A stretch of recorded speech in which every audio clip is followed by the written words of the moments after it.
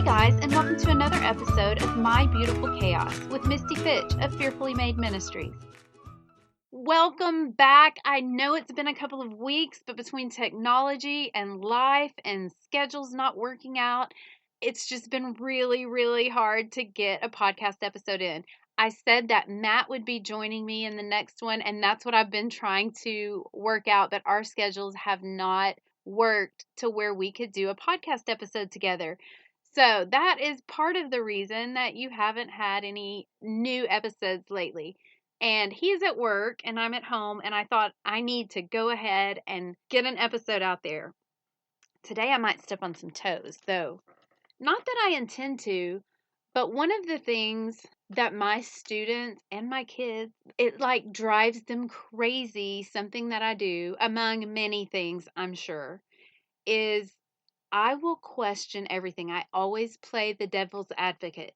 So, one of my favorite assignments to give my creative writing students was an argumentative essay, and they could write it over anything that they wanted to write it over. And they would spend all their time writing, whatever stance they had, and I would argue every single thing they said. I don't know if argue is the right word. I would just play the devil's advocate, and I would ask a lot of challenging questions. Why? But what if? I just asked so many questions that they would get frustrated, and I would have to tell them, I'm not saying that you're wrong. I just want you to know why you believe what you believe, and can you back it up? Another thing that I say often is it doesn't matter who tells you something, look it up for yourself to find out if it's true. Because there are times that I've had leaders and pastors who have spoken to me and preached to me, and I believed everything they said until I actually read the Bible and saw that it didn't line up with Scripture. And if you've listened to any of my podcast episodes, one of the things that I tell you is I'm not an expert on anything.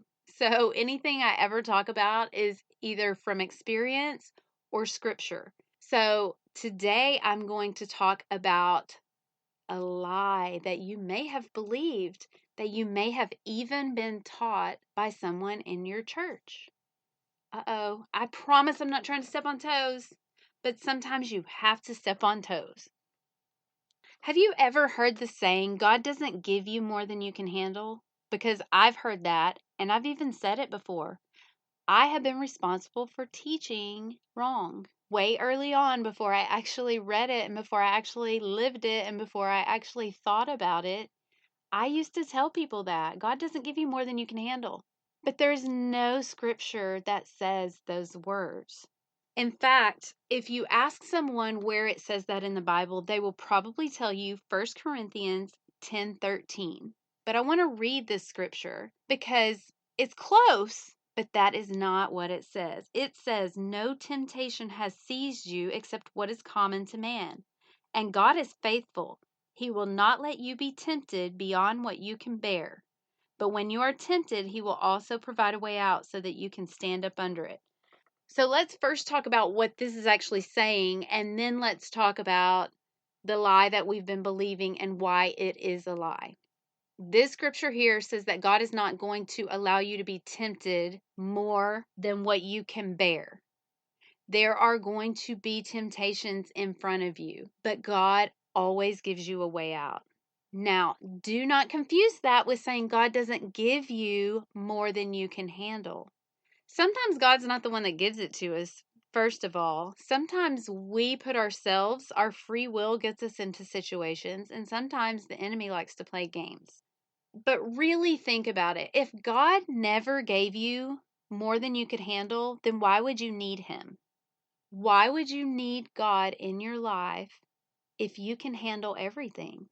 God does allow you to have things in your life that you can't handle.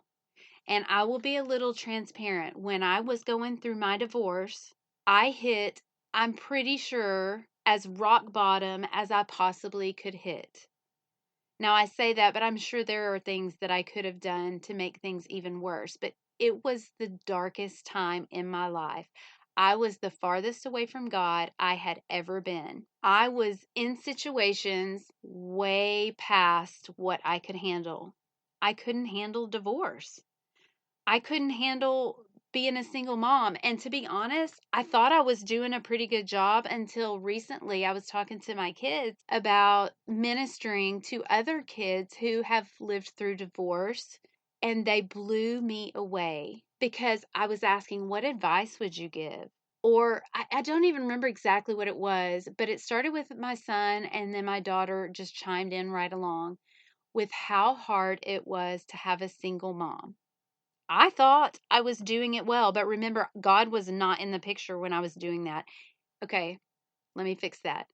God was there, but I wasn't letting him be there. He never left me, but I left him. And I was not allowing him to be a part of my family or myself raising the kids.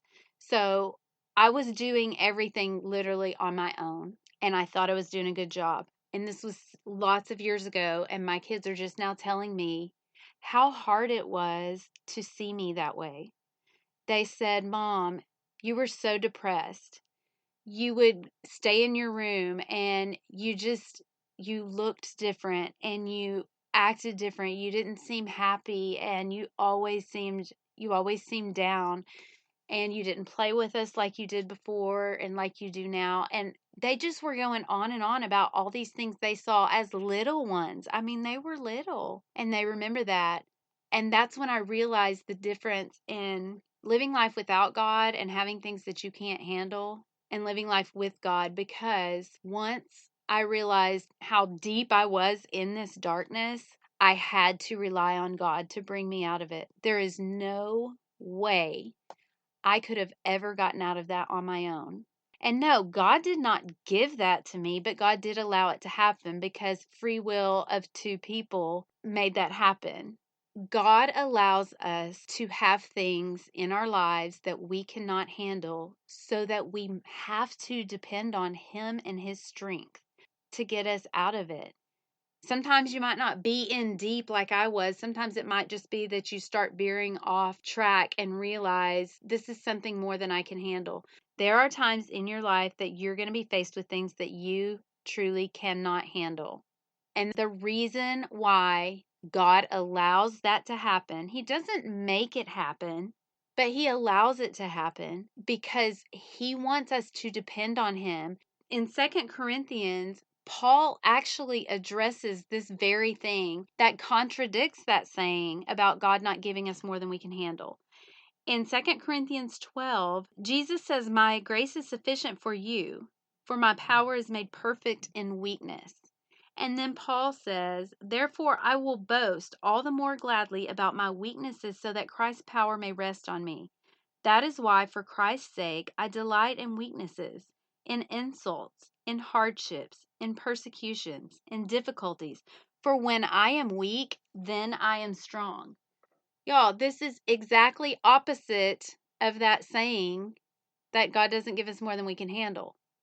This is saying, Jesus himself says, My grace is sufficient for you, for my power is made perfect in your weakness. It is in our weakness, it is in our times that we cannot handle our lives, that we get to see God move. We get to see the power that He has to change things. So I'm going to say to all of you who are listening the very same thing I have told anyone I've mentored or led. And it is, when you hear something that's supposed to be biblical, find it in the Bible to make sure that that is correct, because you may have believed a lie your whole life.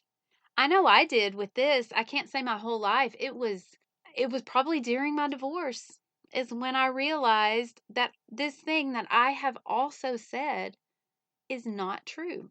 And there are so many times that I've really had to get in the Word and read the Word to find out for myself if my beliefs are true. Know why you believe what you believe and be able to back it up. Hopefully, I didn't step on too many toes. I hope I didn't step on toes today. I know this is a little bit different than some of my previous episodes, but it was just something that was kind of weighing on me because I don't know how many times I open social media and see somebody's asking for prayer or somebody is going through something and there's a response. Remember, God can't give you more than you can handle. Not true. And if you're believing that, then you're going to try to handle the situation yourself, and it's not going to be good. God does allow you to have things that you can't handle so that you can see His power at work. Just lean on Him during those times. And I think that's about all the time that I have today. Thank you for joining me today, and I'm so glad that you came back to listen after all these weeks. Thank you for joining My Beautiful Chaos this week. If you have any suggestions for topics or questions you would like answered on an upcoming episode, email me at mybeautifulchaos@email.com. See you next week.